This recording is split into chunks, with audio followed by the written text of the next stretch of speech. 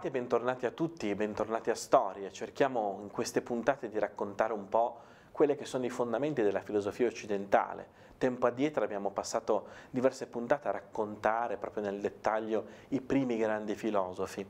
Abbiamo voluto fare questa settimana un po' come un riassunto per capire che cosa c'è in gioco nella filosofia e potremmo dire che tre sono gli elementi che sono in gioco.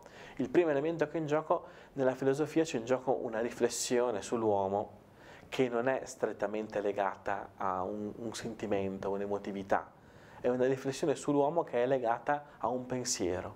L'uomo non viene guardato per quello che fa, l'uomo non viene guardato per quello che ha, l'uomo non viene guardato per quello che dice, l'uomo viene guardato per quello che è. E questo è il punto primo su cui si muove la filosofia. La filosofia che si divide in scuole. Abbiamo visto quindi la scuola ionica di Talete, Anassimandro, Anasimene, dove è evidente che l'uomo cerca, è in qualche modo legato a qualcosa che viene prima di lui, ad un arché, ad un principio che lo fa sussistere.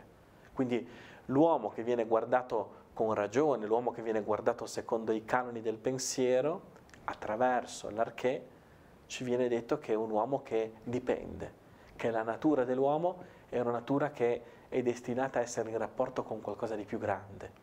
Nessuno di noi sarebbe se stesso se non fosse in rapporto con qualcosa che lo eccede, di più grande, di più bello, di più vero.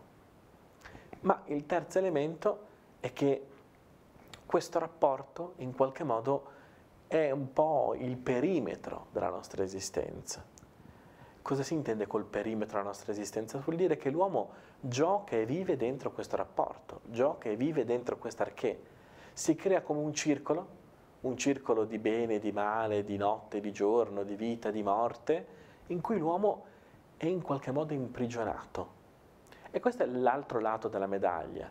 Dire che l'uomo dipende da un principio che è al di là dell'umano vuol dire aprire una dimensione inedita per l'essere umano, ma vuol dire anche costringerlo in un ping pong in cui in qualche modo l'uomo fa fatica a trovare se stesso.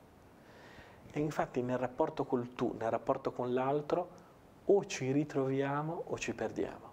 Questo è verissimo. Nel rapporto con i genitori, o ritroviamo noi stessi o ci perdiamo. Nel rapporto con chi amiamo, o ritroviamo noi stessi o ci perdiamo. Nel rapporto con Dio, o ritroviamo noi stessi o ci perdiamo. È per questo che in ogni relazione è possibile diventare fanatici, in ogni relazione è possibile diventare ossessivi, in ogni relazione è possibile diventare disfunzionali, perché in ogni relazione è possibile perdersi, è possibile rimanere intrappolati. Ciò che ci cura è ciò che è capace di tenerci in ostaggio. Ed è questo che insegna la filosofia degli antichi. La ricerca dell'arché è una ricerca che è potente perché apre all'uomo una strada infinita, ma è una ricerca che è capace di tenere l'uomo in ostaggio, per cui è necessario andare oltre l'arché. Questo oltre è quello che proveremo a raccontarvi qui la prossima settimana a Storie.